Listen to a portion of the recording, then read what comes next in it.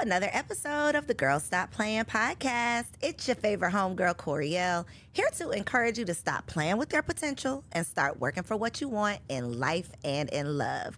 You already know that I'm bringing you the information and the conversations to help you make the money and get the honey. You can have it all as long as you are willing to work. And we have a working woman in the building. Dr. Tiff is in the studio. Are you ready? I am so ready. Thank you for having me. Look, I'm so excited to have you because this conversation is going to be a little spicy, okay, y'all? What I got on my card, we probably ain't even going to get to what I got on my card, okay? Because the conversation that we had before the camera started rolling, I think that this is definitely going to be a conversation that you are going to want to share with a friend. So go ahead and send this video on to one of your girlfriends because this is going to be not just a juicy conversation, but y'all are going to learn a lot. So get your notebooks out and get ready for this girl talk. Okay, so let's just start by allowing the people to put some respect on your name. So we're going to give you a proper introduction. Go ahead and tell the people, what do they need to know about Dr. Tiff? Well, I am Dr. Tiffany Williams, and baby, it has been a journey. But I am a financial strategist. I've been in business for over 15 years. I scale and teach small business owners how to make multiple 6 and 7 figures. I've created over 27 seven-figure earners, allowing them the opportunity to work with me hand in hand to learn diversification, to learn how to have asset protection, and to build not just their personal, but their business for generational wealth. So that is my area of expertise. I love it. So we always talk about, like, we throw out the term generational wealth, but we don't often have the conversation about how to actually make it happen. Absolutely. And a lot of my audience, well, 99.99% of my audience is Black women. And as, you know, women who desire to become wives, who desire to become mothers, having a grasp on, like, what generational wealth looks like and how we can actually attain it, it a lot of times falls back on us because we're managing these households. We're raising these children. We are preparing for the, you know, for the future generations. And so I think that this conversation is going to be good, not just juicy. It's going to be really good because we're going to put some substance to the generational wealth concept of, like, how is it actually possible? But before we get into that, I want to start with, like, the pre-business, because we're going to talk about business, but we got to get in your business too, just a little bit. So before Dr. Tiff, yes, what were you doing? Maybe, like, in these streets. What was you doing, Dr. Tiff? Goodness, before I was Dr. Tiff, honey, I was Tiff. Come on, Tiff. Okay. Listen. Where's Tiff from? Let's start there. I'm a native from Detroit, Michigan. We got a Detroit girl. Y'all know Detroit girls do it a little different, okay? We got a Detroit girl in the building. So what was you out here doing in these Detroit streets? Listen, I was an underdog always, and raised by a single mother. My girl, but was abusive. Very. She was very raw, very hard, very uncut. Just to give you a little example, and it's gonna make you cringe, but my mother done put guns to my head. She done bust a window with my body and hung me out the 2nd floor. I had that type of mother, but I still loved my mother because that's all I knew. So moving forward. Wait a minute, we can't move forward. Hold on. We got to move forward. Was that a reflection of her childhood? Yes, a reflection of her childhood, her upbringing, and just.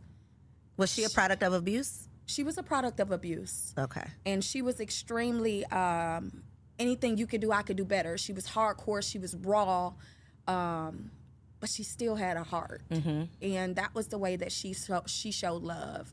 Now, did she miss any of my activities? No. Was she still the neighborhood mom? Yes. Was she going to cuss out everybody's kids? Absolutely. Were they still going to come back and eat with us? Yes. You have siblings? I'm an only child. Wow. Okay. I'm an only child. Okay. So when you were experiencing, I ask because sometimes it's, not even sometimes, I imagine all the time if you're experiencing those traumatic situations, because yes, at this point, like, you are a mature, evolved woman. So you can probably, you know, apply, like, your mature mind to some of the things your mother might have been going through or why some of the things happened the way they did. But in that moment, when you were a child, I can imagine that experiencing those things alone, like not having a sister or a brother to go through those things with, or to say, hey, you know, this hurt me, or, you know, this is how I handle this. What are you going through? Or how did you experience it, or whatever? I can just imagine that it had to be tough going through those things alone. What do you think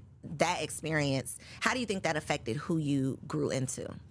It affected me tremendously. And it wasn't until I was in my late 30s that I really got over it. And You're not in your late 30s right now? I'll be 41. Wow, you're looking good. Thank Okay. you, sis. Thank you. Okay. Yeah, so it had a lot of wear and tear on me. I was a product of my environment. I thought that was normality, but it really wasn't.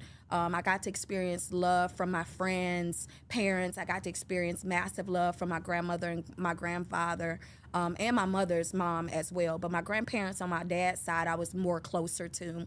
He's been on drugs since I was 2, so they took on his responsibility and obligation. So I had a form of balance, but it still was, all I ever wanted from her was to be recognized, loved, and appreciated, and to be shown like she's proud of me. And for many, many years, she didn't do that. Even as an adult, I yearned for it. All the time, like, just be proud of me, you know, in my most vulnerable and deepest and worst situations I've ever been in. She would support, but it would still be the hard love support when I needed nurturing. So it hardened my exterior. It built in me I had something against women. Anybody that reminded me of my mother, I didn't want to connect with them because I knew I could lash out and tell you what I really feel, or punch you in the face because you're not my mom, you know. And even in those times of abuse, it got extensively like high because I would fight back. I remember grabbing her and slamming her. That's where the gun came into play. But it was because I was exhausted from it, you know. But it played a significant part on how I loved my son. I gave him a lot of that because it was something that I was just learned, and I had to realize it was wrong. In my relationships, romantic relationships, I was hard. And a lot of times that's why I asked, was she a product of abuse? Because a lot of times we unconsciously do what was done to us, but we rationalize it if it's not as bad as it was done to us. Absolutely. Because it's like, well, I'm not as bad as my mom was, and I turned out okay. So as long as I don't do you how I was done, as long as I just do a little bit better than how I was done, then I'm doing what I need to do. And, you know, logically thinking, yeah, as long as you're doing the best that you can, that's all that we can expect of you, especially if what you experienced was so traumatic. So for you, in turn, when you became a mother, I would love to know how you think that did it affect you in the sense of you repeated some of that abusive behavior because this is all that you knew, or did you go to the extreme, like, I'm going to be the complete opposite of what I experienced? Like, how do you think that it made you overcompensate? Do you think that it made it tougher for you to be affectionate because you didn't grow up with affection? Like, how do you think that transferred to you as a mother? It transferred to me, and I gave that same type of love for a very long time. And then even in the midst of that stuff with my mother, I was raped at 16. So with my son, I always said if I had a child, it had to be a boy because I couldn't protect a girl. And I just didn't think I was soft enough to have a daughter. Like, I really never wanted kids, Coriel. And then I decided to have one. It was a boy. And I'm like, I could be rough and tough with him. I can, I don't really have to change much to love on him. But I gave him a lot of what my mother gave me, and it broke him as well. So we had to figure out a way to restore that generational curse because he's hard to love now, and he has some little anger issues towards myself and his dad, right? But if I would have given him the softer love, if I would have nurtured him in a way that wasn't so it's certain love. Things that would have been brought out of him at an ease. Yeah. So I had to learn how to pivot and transition and try to restore what was broken even in him, giving him the same love. It might not be a gun or busting a window with your body, but I might do name calling, or I might tell you stop crying like a wuss, or you a boy, you supposed to be strong, as if they cannot have vulnerability or a voice to speak out without a woman lashing or yelling at them, because it builds a foundation where when he gets a woman, if she yells and lashes, now he's triggered. And I just really wish I could have changed that at the beginning and didn't have to restore it as he gotten older. Hindsight is always 2020. I definitely want you to give yourself some grace, because we're so hard on ourselves as mothers. There is so much that we just have to, like, in a 5-minute span, the things that you think about in terms of what you have to do and what you got to make sure is taken care of, and, you know, thinking about what you need to say and how you need to say it and the impact that it might have and how you want your child to take it.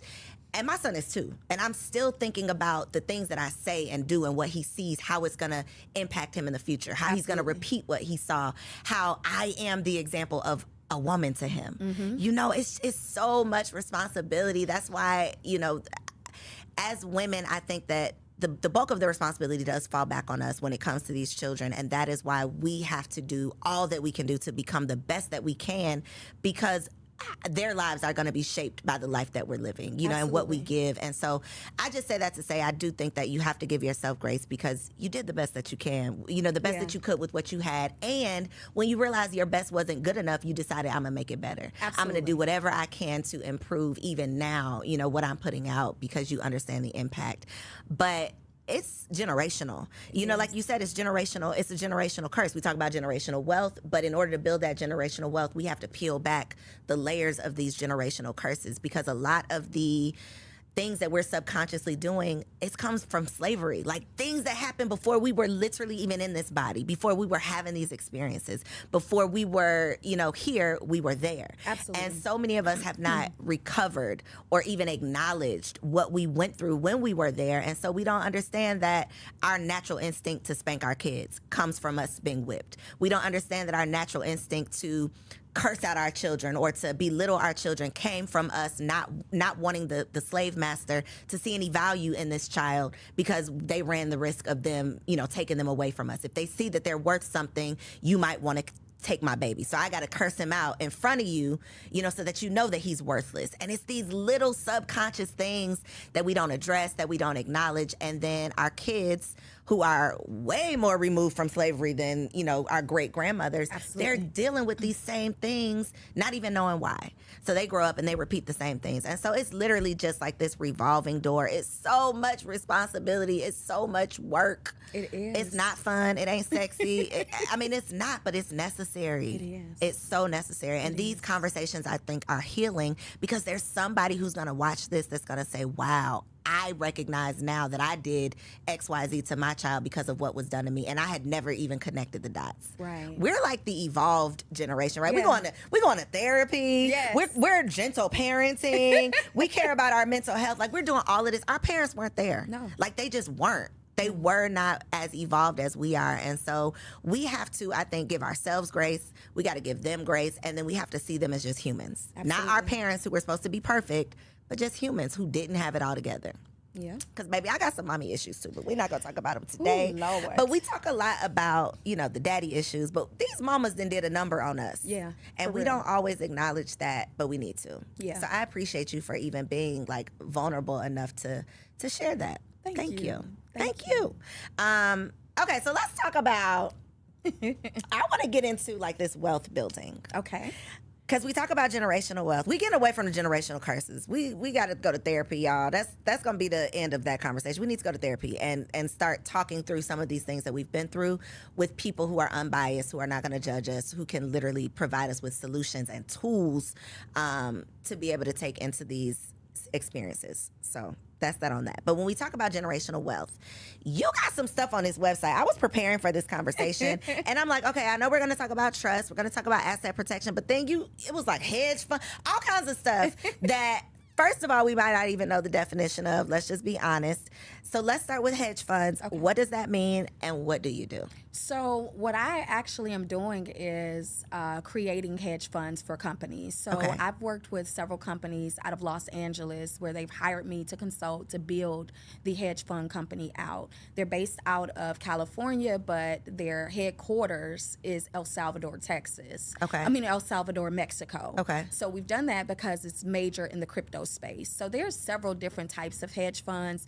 The ones that I am affiliated with or part ownership with are those that are private, elite, invite only. What is a hedge fund, though? So a hedge fund is basically a bunch of individuals coming together, putting money in a pool, and you have a profit afterwards. Like it's a split profit based on the return on investment. And then after a certain allocated time, then your principal will be released and the profit will keep growing. So it just depends on what type of hedge fund there is. But overall, it's you putting your money into some pools or pots, to make it easy in layman terms. You're putting it into a pot. You're getting a return on investment, and your principal will be released at a certain allocated time. But this ain't no susu now, is it? No, it ain't not no at all. Okay, I just want to just put that out there because the susu had us in a chokehold a couple years ago. I was really against the susu from the beginning. Me From the too. beginning. For me, and the people don't know where the susu comes from. It comes from the Asian community. Oh, I thought it was African. Actually, the Asian community. Okay. What they do is they find out in their circle of influence, in their Fave 5, what all they need. And what they do is figure out how much they need, how can we get that to them so that they can build generational wealth. And they supply what's needed for their own community, whether it's their siblings or circle of influence or Fave 5. They came together and gave what was needed. As they built and they created income, then they passed it back down to the next individual. They didn't do a 300 for 5,000, okay? It's sad, but our community will find some way to finesse, and it's going to be a lose at the end. But for the hedge funds, you have to have a certain type of capital. You have to be extremely resourceful, and you have to be invited into real hedge funds. So it's like an investment group. Absolutely. Almost. So we put our money together. We decide together what we're going to invest in, or that's already like predetermined. So let me just give you an example. For this particular hedge fund, what they did was say, this is the number that we want to get to.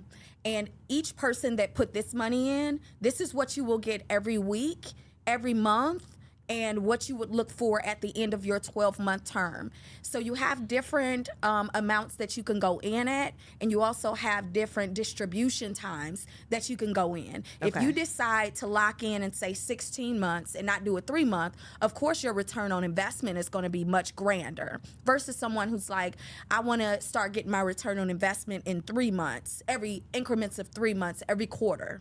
Right?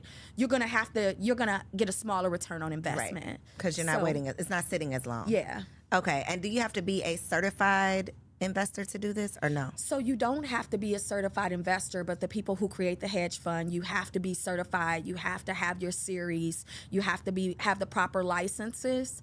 And a lot of it that we're doing is cryptocurrency, and crypto is 100% legal in El Salvador. Gotcha. So that's why it's based out of there, but funneled through California. Got you. Yes. So many, I say Black people are late to the party on everything. Like we are late to these conversations, and then by the time we catch up, it's like a foreign language. Absolutely. It's like the money has been made. Yeah. It has happened. The party is over, and then we show up to the door like, but wait a minute, we just not getting the invitation. So how did you end up getting into this space? So, you have to pay to play. And I wanted to enhance my credibility and what I can offer my community in financial services that only the 1%ers can, are allocated to have that privilege. So to be able to get at the table, sit at the table, create relationships, and build from there to give my folks an opportunity is what I did.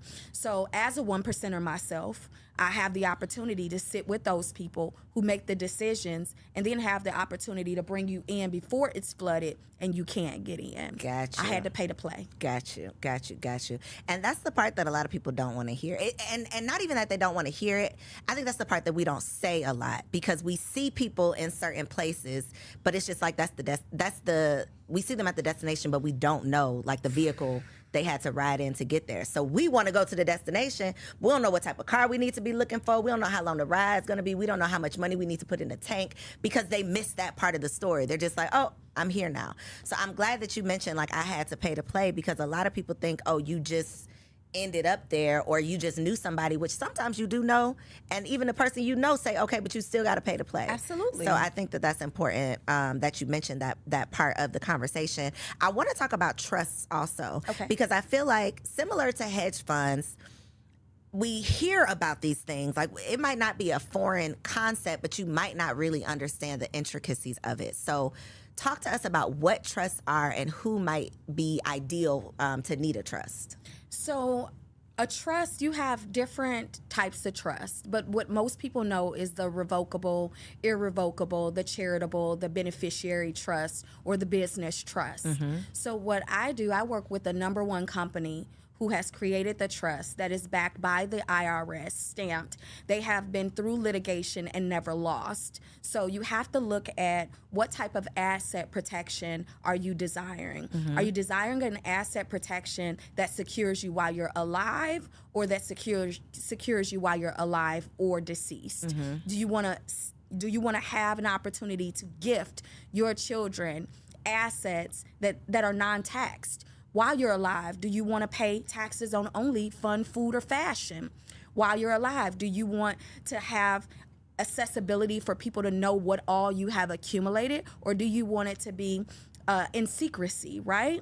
So it just really depends on what do you desire for yourself. For Let me, me tell you what I desire, and then you tell me which one Okay. it is. If I want to hide everything I own, not hide. anonymity. Use anonymity. Okay, if I want to be anonymous with the things that I own, I want to leave something for my children, and I want to be able to benefit now and later.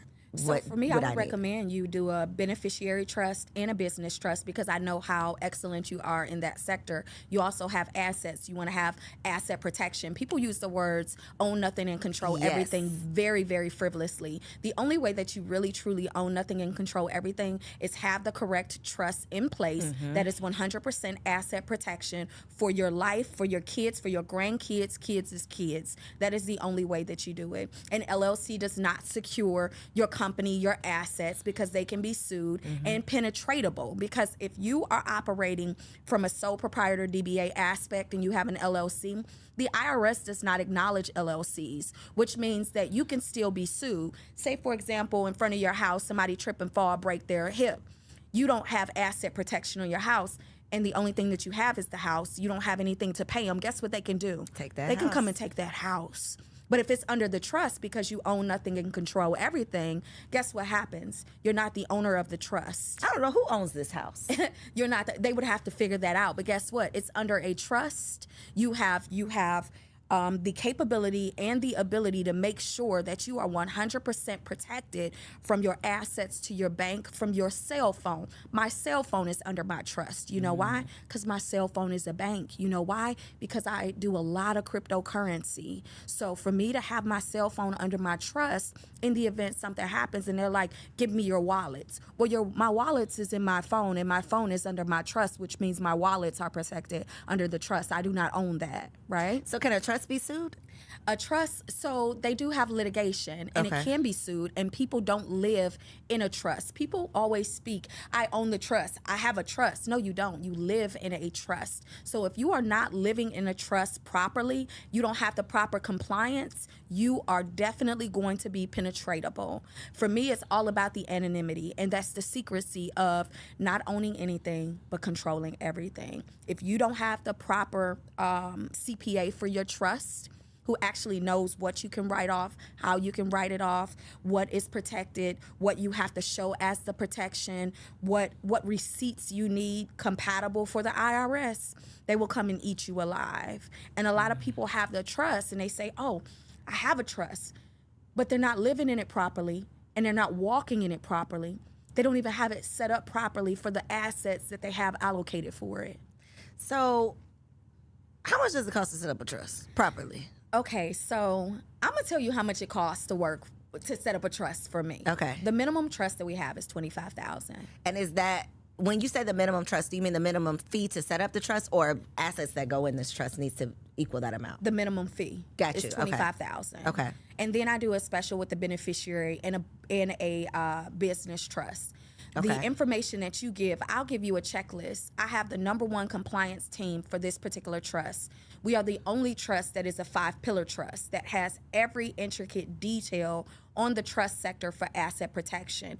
We have only 14 licensed CPAs to actually excel this trust and be the compliance department for it. There's only 9 of us who are licensed to sell this trust. Not only am I the only Black one, but I'm the second woman. So it's a minimum of $25,000. You have to pay to play. But when I tell you we're going to save you, minimum liability, maximum gain. So in order for that to make sense, in order for me to invest $25,000 to set up this trust, what is a reasonable, like what position do I need to be in for that to make sense for me? Because obviously if I don't own property, or if my business is not profitable, like what's the ideal person that makes sense for? So it wouldn't make sense. A beneficiary trust will make sense for anyone, even if they aren't owning a property yet. Okay. But if they're looking to get one, whenever you get your first property, you need your trust. If you start that business, you need your trust. But I always tell people the quality of life that you desire will come from how you structure it. A life without an agenda has no structure. I saw that on your website. I said, oh, that's good. That is good right there. Yes. Yeah, so you got to prepare for it. And if you're walking in alignment with your purpose, your passion, and even how the direction you desire to go into with your family structure, then the trust is necessary. Because one thing about a trust, you don't have to wait for the courts to say, hey, my children can get this. They're not double taxed. When you have the proper trust, you're only taxed on fun, food, and fashion. You pay yourself a salary through the trust. And everything that is fun, everything that is food, everything that is fashion. But when you have the right compliance, say you bought a yacht, but it was for fun, but you rent it out 6 months out of the year for people to rent as a business, right? So it could pay for itself. That would not be considered fun anymore. That would be business. That's a 100% write-off. Say you purchase the vehicle. Everybody loves the G-Wagons, right? The weight of the G-Wagon allows you to be able to write the entire thing off, right? But now in 2023, they've changed the rules. But what happens when you just stick your magnets back on there? Now the rules are back to your advantage. So you have to have the proper compliance departments to teach you how to actually live in it to benefit. Because if you're making millions and you're only paying taxes on fun, food, or fashion, the $25,000 to $45,000 that you pay for the trust, look at what you're saving annually. Long term. You ever been audited by the IRS? I have not been audited by the IRS, and I have been an accountant for over 12 years with under 1% audit rate. But you've worked with people who have been audited. I have. What makes people get flagged? The IRS, you have to tell a story. And if the story is not 2 + 2 = 4, and it's 2 + 2 = 17, you're going to get audited. Look for you. So even if you think you get away with it for 1 year, 2 years, 3 years, they might come back and say, I need you to give me the receipts for 2020. They already tell you that you have to keep them for 7 to 10 years. If you don't keep them, then guess what you have to do? You have to pay it back. So you have to make sure the story you're sharing is truth. You have the receipts. We are big on receipts, right?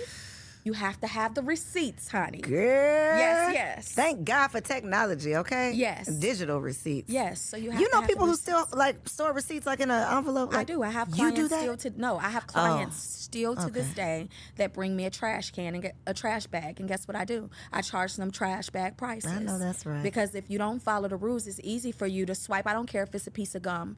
My business clients for accounting, I only do for $4 million. They have to be at $4 million and above for me to do their business accounting work.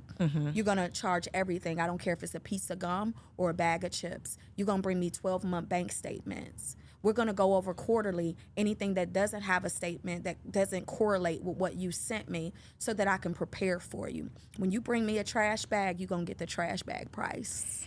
People who do this work are like so amazing to me. To even just think about what you just said, like we're going to go through. When my accountant want to get on the phone and ask me about that $4 that I paid, I just be like, just forget it. I'll pay, like, whatever I got to do with the $4. I cannot sit here and talk to you about this $4. How do you do this work? So I'm not that bad. Are you OCD? So I'm a numbers girl. Okay. So, I want to make the numbers. I don't want to manage the numbers, though. But in order to make the numbers, you got to manage them. Because you have to budget. And that still goes with the life without an agenda has no structure. a budget, a debt reduction plan, a financial needs analysis. At the end of the month, how much disposable income do you have? If you do not know that, how can we orchestrate building generational wealth, giving you an opportunity to have asset accumulation? One of the most important things that I teach is every individual, especially a Black individual, needs to own the assets that only the Lord created. That's oil, that's gold, that's silver, that's land. That's generational wealth.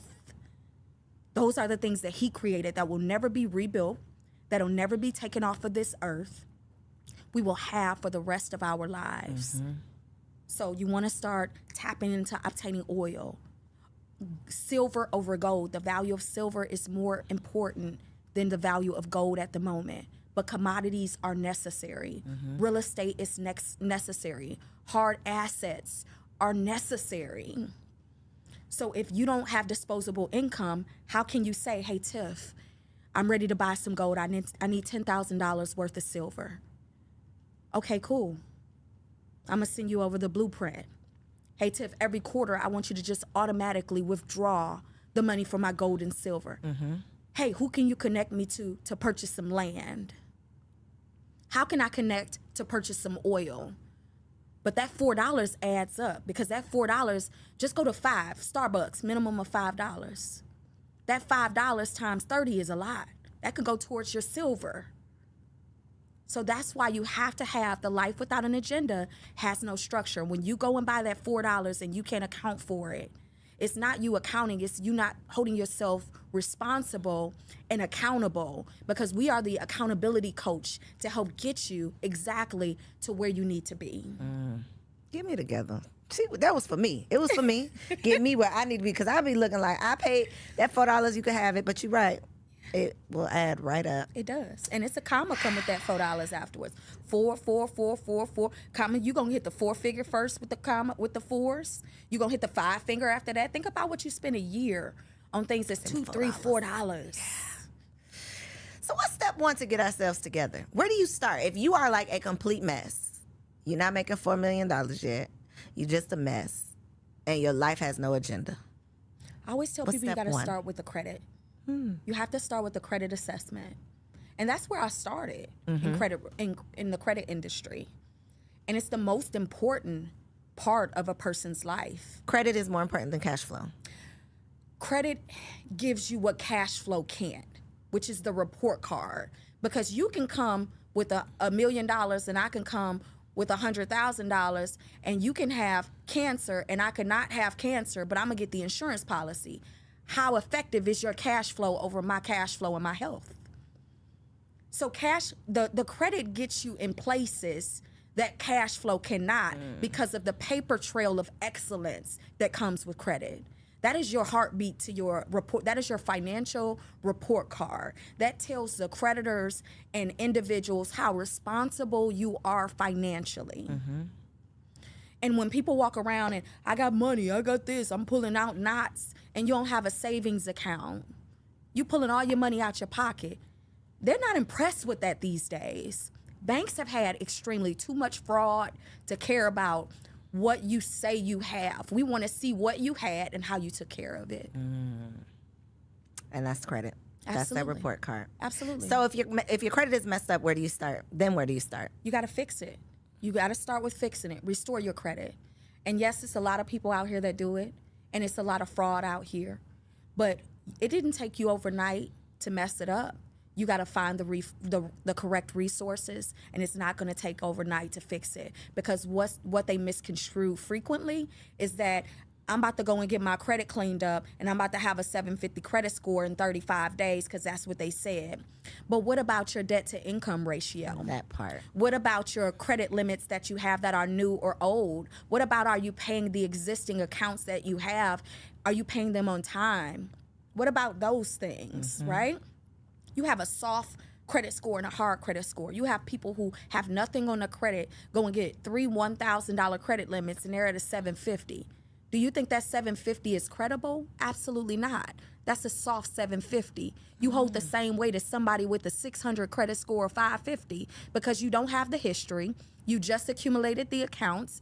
And what is it that's comparable to what it is you're desiring out here in the world to complement your $1,000 bubblegum credit card? Not bubblegum credit card. Have you paid for a car $50,000, $70,000? Do you have a mortgage under 30%? You only owe 30% on it. Do you have credit cards, 30, 50,000, lines of credit, 30, 50,000, that you've paid under 30% utilization? So what makes you think you're credible because you have $1,000 credit cards and a secured credit card for $500, but you want $1 million in credit right now and you have not earned it? So it's not quick. It's not microwave. It's going to take time. Absolutely. And patience. Absolutely. What is your thought on this Fed Now thing? Elaborate. The Fed Now federal cash app, electronic money. I don't know.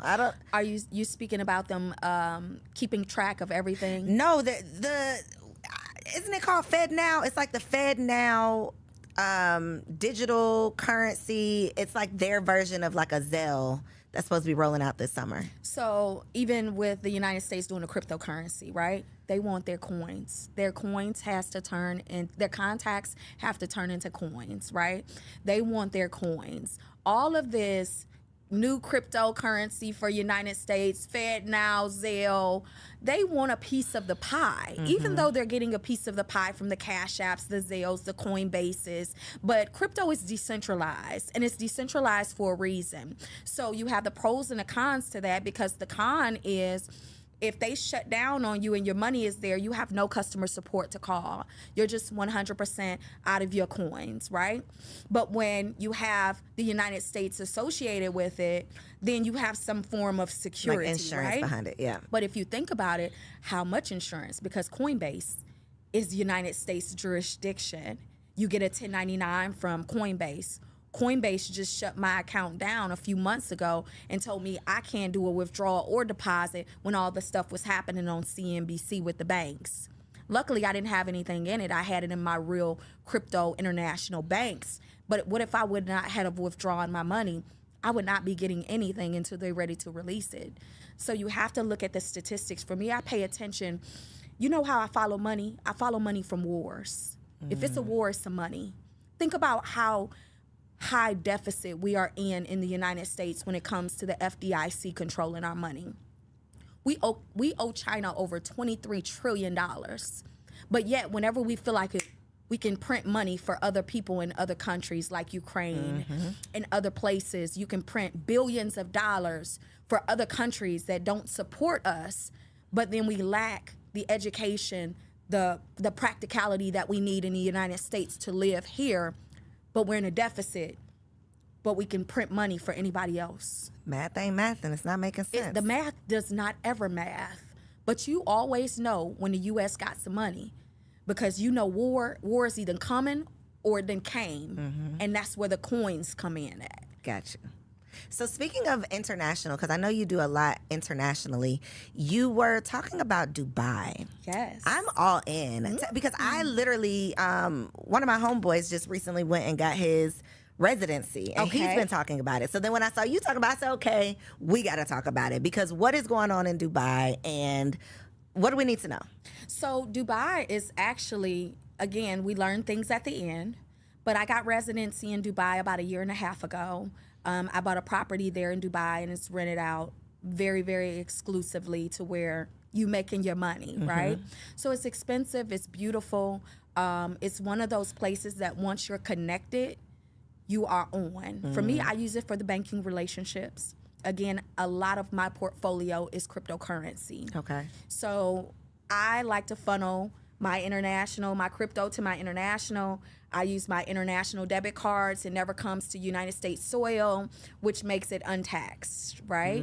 So the benefits that you have with having residency there. And then I also got my Moors passport, my 5-star Moors passport. Wanted to talk about that too. Yes, ma'am. Yes. So I'm all for the freedom, and I'm all for being internationally. So what are the benefits are you considered a Dubai citizen?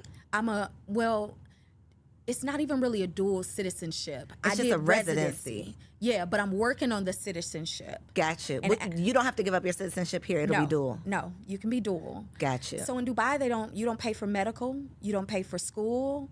They have zero crime rate. You can eat off their floors. Like, that's how clean it is.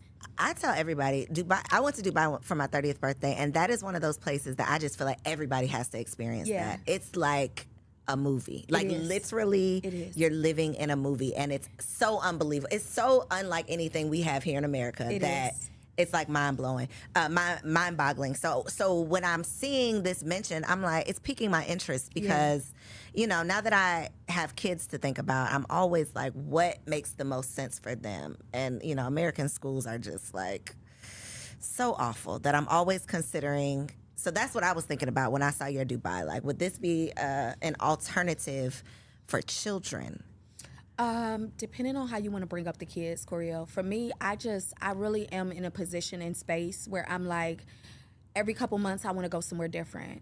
I was trapped for so long. I want to experience new cultures, eat different foods, speak different languages. Yeah. You know, just encounter diversity at its finest. Mm-hmm. So it was more so about me creating banking relationships and being in the backyard of people who I do business with on the crypto side heavily. Gotcha. That's what it was about more for me. And then having that ownership and properties international, that's not the only place that I desire to have properties. Right. Because when I want to go, I want to go. If I say, you know what, I want my office to be in Paris, which Paris is not one of my favorite places, but I want my office there for 3 months. I like blue water and white sand. I want to be able to go wherever I desire to go and still make my money through the airways. Gotcha. Was purchasing property a requirement for the residency? No, but it helped. Got you. It helped. Okay. Yeah. Okay. Because I didn't get the 1 year, 3 year. I did the 10-year residency. It gives me funding capability. It also gives me really good banking relationships. But it gives you an opportunity to have access to things that visitors could never. Got you.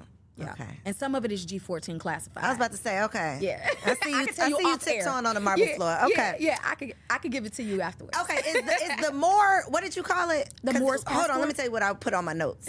Sovereign citizenship. Yes. That is what I would like to say. Is that G14 classified? But we can talk about it. Okay, let's talk about it. So, because go ahead. Yeah, go ahead. Come on, give it to me. So this is one of those me and my husband, we be all in on this stuff. Okay, we be like, oh, we can do it, but then we ain't do it because we got a little scared. So when we were having our first son, we had the conversation around like, are we gonna get him a birth certificate? Because we were supposed to have a home birth. Mm-hmm. Didn't work out, but we were supposed to have a home birth. So in our minds, we weren't going to the hospital. So in our minds, we didn't necessarily have to have a birth certificate because we've done all this research around, you know, how you are enslaved once you have a social security card, and how, you know what the internet be saying, what Absolutely. they be saying on YouTube, right? So we were YouTube researching all of the things, and we were trying to figure out how we could have all the rights without being a slave to the system, which in my mind, the only remedy for that, which was this sovereignty. We could not figure it out, but you have. So tell us what we need to do. So I don't have it all figured out. Okay. Because it's one of those things that you are learning as you go, Okay. right? And the education is extremely furthered. A lot of the social media woke people and those who are acting like they're sovereign, they're going to go to jail. Okay, so let's be clear. We want to keep them out. We want to keep your people out of jail. We're not okay? going to jail over here. Okay, tell us the unjail way. Yes. So in order to live in sovereignty, you have to figure out if you're going to go private or public. Okay. And you can do both, right? So for me, I did private in one area, public in another area, because I don't want to owe the IRS anything. I don't want to close my businesses. I still want to keep my social security number. And I still want to be able to actively not be dissolved, but I also used it to my advantage with certain things that I'm still not even done with yet. Like I haven't sent my letter over to the Secretary of State. I haven't sent my letters over to the DMV for my driver's license, because honestly, if they pull me over and they read and I pull up and I come up, they're gonna let me go, right? I don't have to have a license plate. I don't have to have a driver's license because I'm not driving. I'm passing through, right? Driving is an illusion, So it's really a lot of deep. So like it's so much like when you look at the driver's license, all your entire name, first, middle, and last is in all caps. The only thing that is in all caps normally is a corporation.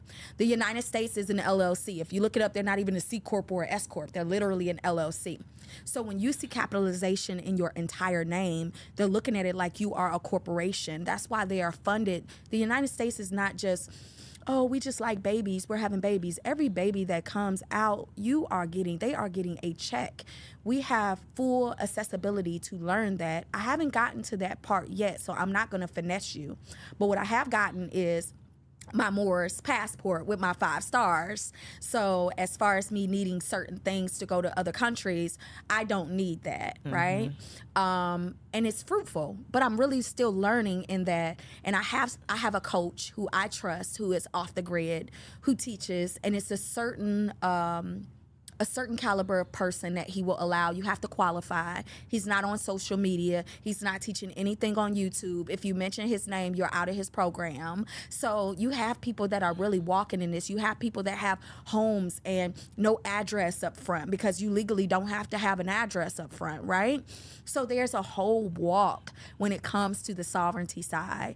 And for me, I am not ready to be fully private. Because if you're fully, from my understanding, is that when you basically kind of give up your rights? That's when you can't travel and you can't work a job, or am I wrong? You Please could correct travel. me. You could travel. You could work a job. Okay. Because it's certain documents that when you hand them that, they're gonna be like, "Oh, we don't take that. We don't this. You want to get sued? You better go to your attorney and figure out how you can make this play happen. Because legally and under the Constitution, this is what I belong to. This is mine. This is my right, right? But the education is so deep. When I tell you, if it's this big, this is just where I am, and I know a lot. Girl, because let me tell you, they pull me over and I would be under the jail because I ain't gonna say the right things. I don't have the right paperwork. That's the part that it's like you don't want to play with it. So as you mentioned, those people gonna go to jail. You probably will if you don't really know what you're talking about. But you won't know what you're talking about until stuff happens, because nobody has like this book of A to Z. So when I go to my coach about stuff, right, he'll say, oh, okay, well, that happened. Send it over to me. Let me review it. I'm going to tell you what to do next, how to do it, whatever, right? Oh, this happened in the airport. Like, if I go places and I show my Moors passport, they be like, who are you, the Princess of Zamunda? You know what I'm saying? It's like, it's so unbelievable. Serious. Yeah. It's serious. So, like I said, if it's this big, sis, this is where I am, and my knowledge is growing every day, and it's really living in that as well and experiencing it. But I would be lying to you if I said I just hold all the juice. Yeah, but for you real. got a little drip though. I got a little drip. But so that doesn't affect. Obviously, that doesn't affect the business that you're doing and the trust you have. And No. Gotcha. Not at all. Because you don't own the trust. Remember that. If you own the trust, you can be found. So what's your relationship to the trust? Like legally, what is your relationship to the trust? So your relationship to the trust, you will add beneficiaries, right? But you are the trustee. Okay. Right? Gotcha. So, no, I'm saying that wrong. You will have a beneficiary, but the trustee is the person who creates that for you, right? So that's not you. No. So you have like the company, right? The company that creates the trusts. They are the owners of the trusts, for real. Okay. But you hold the weight. Okay. You just can't say you're the owner of a trust. Because nobody you live owns in the the trust, technically, right? Right. The company owns it. Right. Girl, I'm confused. Girl, I'm going to have to... Okay. I got some good info for you. I'm gonna give to you. Okay. Right. Okay. I got some good game. I'm gonna give to you. Please give me the game, but not the game that's gonna get me in jail. I'm never gonna get you in jail. Okay. But I had to just let it be known. There's a lot of people that are really with this woke and private and public, and they're all over social media, and they're doing YouTubes, and they're doing these classes, and they're charging. It's a couple of them that are super dope, but when you are trying to protect yourself and others, you really want to be a little quiet. So you have to be careful with those who are making a lot of noise in that area, simply because the ones that's making noise does not know the real value. Otherwise, they wouldn't make noise. They'd be a little bit more. And they would be very conscious as to who they're educating, because one thing about it, when the black and brown people get a hold of it, it's already flooded. Wait, so this is not just a black and brown people thing? Not at all. Not at all. Trust is not at all. No, not trust, but sovereignty. No, there are other individuals, honey, that have sovereignty. Girl, I thought this was just like a... Wow. No, ma'am. Okay. No, ma'am. Okay. It is a wealthy thing. Okay. Yes. Learn something new every day. Yes. So do you help the people do these things? I do. Okay. I do. So in 1 second, I'm going to have you tell the people how you can help them do that. But really quick, you said it's like, don't even come calling if you don't have $25K for the trust.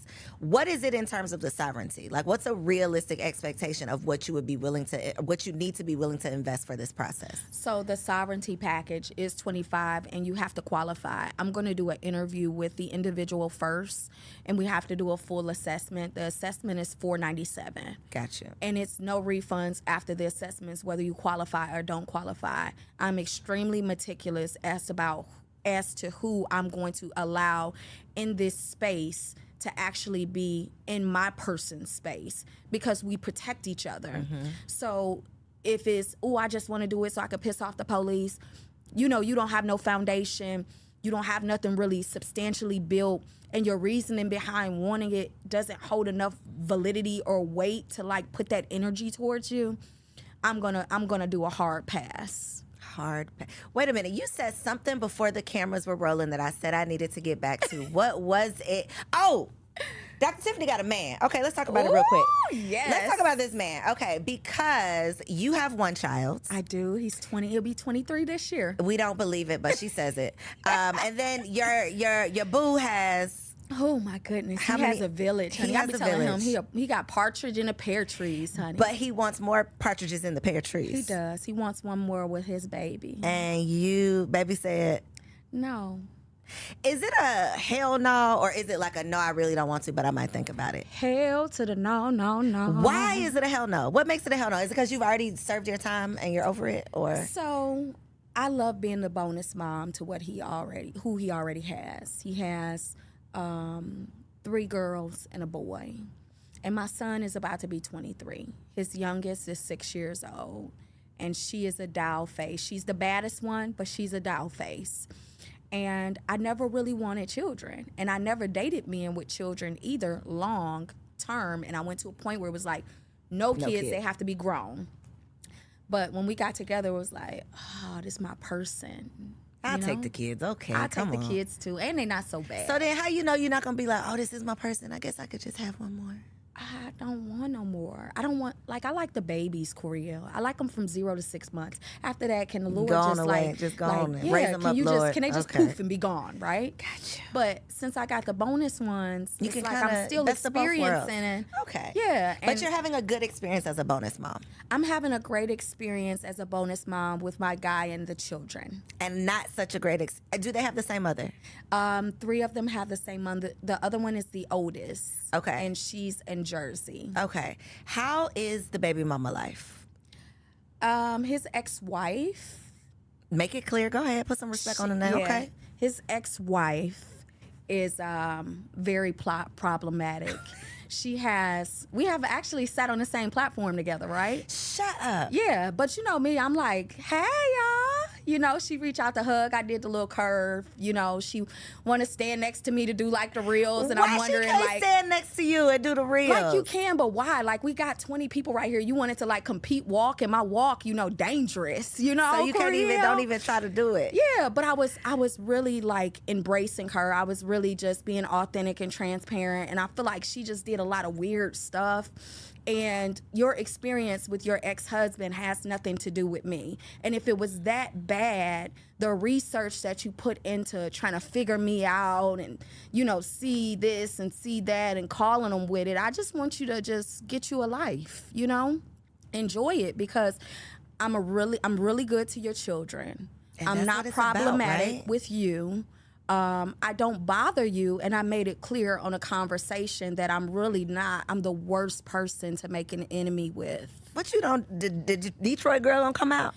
Slightly, but it comes out extremely professional, and it also comes out heavy. Girl, you It get them comes out together with heavy. you got a corporate get them together. I got a corporate get them together.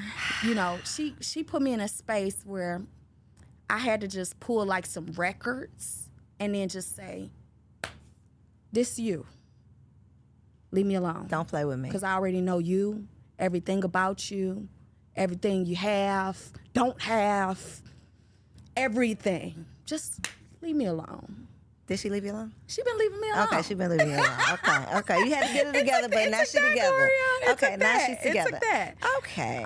Yeah. So we run in some of the same circles. So did y'all know each other? No. And then you met the baby? No, the boo thing? No, I never met her, never any of that. Because for me, like, I'm really like, I was real low key. I didn't like go to events. Even when I went, I wasn't popping pictures. Like, I really just got involved in this, like, you know, get out here and like let the world know you type of thing, right? But once now that I know her, everywhere I am, it's almost like she pop up out the woods, like out of a bush or something, you know? Here I go. Okay. Wow, can't shake her. All right. This is the three, the mother of the three. But the oldest, I absolutely love Tiff. Her name is Tiffany too. She's a Jersey girl, but she's so cool. She's pleasant. We kick it on the phone. Her daughter loves me. She's the oldest, and she's dope. Like, she's dope. She's not problematic at all. She has a husband. That part. See, when they be miserable and mad, it be because they don't be having no men, honey. They don't have nothing to do. Nothing. They are bored. Nothing to do. Come on board, baby mama. Yes. All right. Well, I love it for you, the fact that you are still able to live this motherly life that you weren't necessarily interested in, but God made a way for you to live it in your own way. Yeah. So I love that. Thank you. And I'm excited for you. When you're back, you'll be a wife to be. Yes. We're speaking that into existence. Give me that hand. Look, I'm rubbing it off, rubbing that energy. We'll have to have you back because I feel like we can go deeper, and I'm excited about it. And once you said you know this much of the Songbird, once you know this much, come on back to the couch because I'm serious about that conversation because there's just so much that we just don't know. I hate the ignorance that we are the victim of in our community. Because it's one thing if we had all the information, then we just decide we're not going to use it. But we don't even know that this whole other world exists that we don't have access to. So when it comes to the sovereign side, sis, it's a very, very little exclusive circle. Mm-hmm. And it's really not to be given to the world because if you notice how CPNs were never illegal 20 years ago. But when black people got a hold of it. Our people got a hold of it, now they are illegal. And the reason being is because of the manipulation, because of the theft, because of the fraud. They didn't operate from the space of high, like, intellectual property. They were still frequencying on a low scale to where it's to get a car that they can't pay for. So it's very, very protected. And for me, I'm going to always, but I'm going to share it with you. And I'll share it with people who qualify because what I do know will get you where you need to go. And then my coach takes on that obligation of walking you through it with me. But I wouldn't. You're not just gonna blast it. I'm not gonna share it on air. But I got you. The people don't do right. Girl, get me together. I'll keep it safe. I know you will. I know you will. Okay, so I need you to look in that camera right there and tell the people where can they find you, what you got for them. If they want a trust, I don't know if they're making $4 million to get the taxes done, but whatever else you might have for them, let them know. So guys, let me just comment on the tax thing. That's on the business side. I work with $4 million and up, but I still have personal credit. Okay. Personal clients as well. You can actually connect with me on my website, www.whoistiffanyWilliams.com.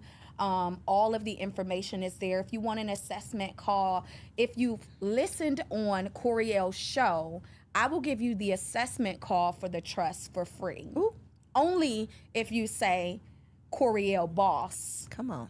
That's the only way you're going to get it. So I am Dr. Tiffany Williams. I am your financial strategist. I'm going to help you level up without limitations to hit multiple 7 figures if that is the desire. But we're going to work to get you there. Come on, multiple 7 figures. Come on now. I hope that y'all have enjoyed this conversation. I hope you had your notebook out because it was full of not just juiciness, but so many gems. Y'all, there is no excuse for us to continue to be late to the party on these conversations. You have just learned something, and now I am challenging you to turn around and teach someone else. Make sure you like this video, comment below with something that you learned, and subscribe to the channel so that you don't miss out on any more amazing guests. I love you, and I'll see you on the next episode. Peace. If you enjoyed that episode, make sure you subscribe to the channel so you don't miss out on any upcoming content, and take it a step further and go ahead and join our private community over on Patreon because it comes with some pretty bomb perks, including early and discounted access to our upcoming events, behind the scene exclusives with some of your favorite guests, the opportunity to call in on an upcoming show, the chance to vote on topics and guests for brand new shows, and I'm even giving you unlimited access to my vault of business classes where I'm teaching you everything from Airbnb to developing digital products and everything in between. And you can get access to our Patreon for as little as $5 a month, okay? Get in where you fit in, and I'll see you on the inside. Peace.